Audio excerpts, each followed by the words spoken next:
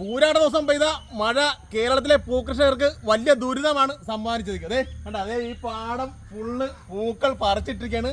വിറ്റ് പോകാനുള്ള സാഹചര്യങ്ങൾ വളരെ കുറവാണ് ഈ മഴ തുടർന്നാൽ. അപ്പോൾ കേരളത്തിലെ പ്രധാനപ്പെട്ട കൃഷിക്കാരായ VP സുനിൽ ചേട്ടൻ എന്താണ് പറയാനുള്ളത്?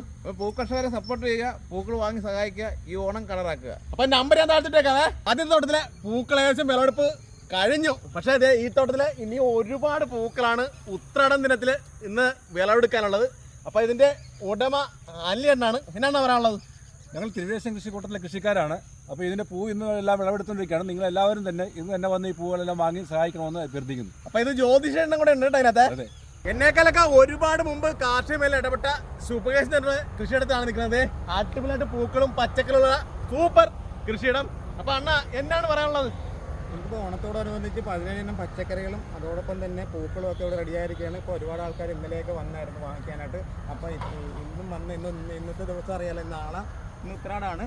എല്ലാവരും വന്ന് നമ്മളെ പൂക്കളും പച്ചക്കറികളൊക്കെ മേടിച്ച് സഹായിക്കണം. ഈ ഉത്രാട ദിവസം തീരുമ്പോൾ ഇതെല്ലാം കാലിയാക്കണം കേട്ടോ. എല്ലാവരും കൂടെ ഒരുമിച്ച് പ്രവർത്തിക്കുക. കുമാരപുരം ക്ഷേത്രമുറ്റത്ത് ചെയ്ത പൂക്കളും അടിപൊളിയായിട്ട് നിൽക്കണേ.